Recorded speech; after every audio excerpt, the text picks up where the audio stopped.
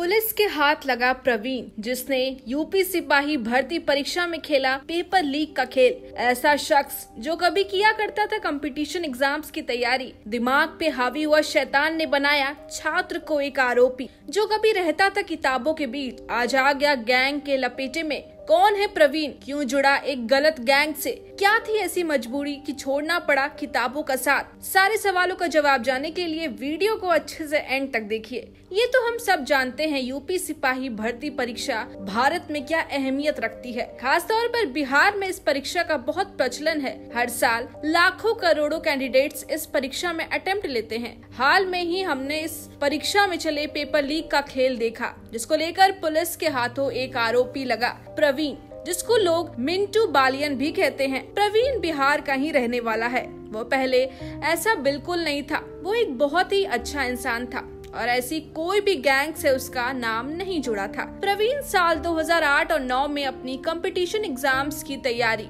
कस्बा शाहपुर मुजफ्फरनगर में कर रहा था। फिर तभी उसकी मुलाकात टेंशन में रहने वाली अन्नू मलिक से होती है। अन्नू मलिक एक ऐसा आरोपी जो पैसे लेकर अलग अलग कॉम्पिटिटिव एग्जाम्स में पेपर लीक का खेल खेलता है। तभी से ही प्रवीण को लोग मिंटू के नाम से जानने लगे। इस गैंग का नाम है मुन्ना भाई। अन्नू ने मिंटू को भी अपने शातिर गैंग में शामिल कर लिया। उसी दौरान से मिंटू भी पेपर लीक के गैंग से जुड़ गया। इतना ही नहीं, मिंटू को काम में मदद करने वाला उसका अपना रिश्तेदार विपिन निवासी सरूरपुर बागपत भी पेपर लीक के इस खेल में शामिल हो गया। हैरान की बात तो देखिए, विपिन साल 2012 में सेना से रिटायर हुआ था। रिटायरमेंट के बाद वो इस गैंग से जुड़ गया है। और तो और मिंटू का एक और रिश्तेदार है कपिल तोमार, वो भी मिंटू और विपिन के साथ इस गैंग में शामिल हो गया है। इससे पता चलता है कि पूरा खानदान पेपर लीक के इस खेल में अपना थोड़ा थोड़ा योगदान दे रहा है। जहां सभी अच्छे अच्छे पोस्ट पर कार्यरत थे, तो कोई अपनी करियर की शुरुआत करने जा रहा था, वहां ये लोग गलत रास्ते पर अपनी जिंदगी को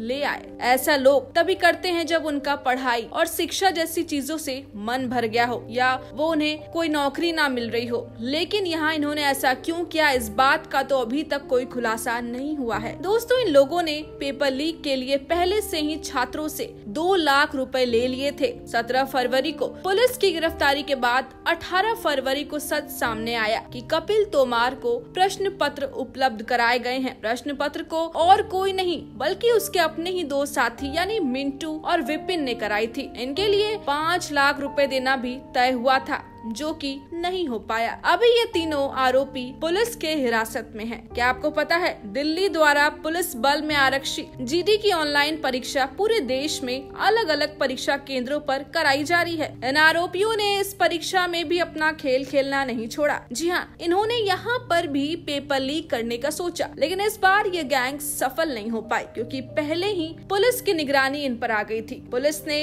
इन आरोपियों के पास से कैंडिडेट्स के एडमिट कार्ड जमा किए, जिससे ये साफ जाहिर होता है कि ये इनकी ही करतूत है। इतना ही नहीं, जब पुलिस ने आरोपियों की गिरफ्तार किया तो पुलिस को उनके पास से मार्कशीट, ब्लैंक चेक और मोबाइल जैसी चीजें भी मिली है। एक रिपोर्ट में सामने आया है कि ये कैंडिडेट्स के मार्कशीट और स्टैम्प पेपर को रखवाकर व्हाट्सएप की हेल्प लेकर 2 घंटे पहले ही पेपर दे देता है। कुछ ही दिन पहले पेपर लीक के चल रहे मामलों को लेकर यूपी पुलिस ने पुलिस भर्ती परीक्षा रद्द कर दी। लेकिन उन्हें क्या पता था, ये मुन्ना भाइयों का गैंग अपने खेल को खत्म नहीं करने वाला। इनका ये गैंग पश्चिम बंगाल तक बिछा हुआ है। कहते हैं ना, जब दिमाग सोचने समझने की शक्ति छोड़ देता हो तो आपका समझ पाना कुछ भी मुश्किल हो जाता है। आपका शैतान दिमाग आपको किस दिशा में लेकर जा रहा है आपको पता ही नहीं होता। कुछ ऐसा ही हाल ये मुन्ना भाइयों का हुआ, जिसका पहले जुड़ा था अच्छे कर्मों के साथ नाम, आज गैंग के पन्नों में जुड़ गया है उनका नाम। दोस्तों, आपके साथ कभी ऐसी स्थिति आए या आप बेरोजगार हो जाएं, तो आप क्या करेंगे? ऐसे कदम उठाएंगे? कमेंट में बताएं। और वीडियो अच्छी लगी हो तो लाइक और शेयर करना ना भूलें।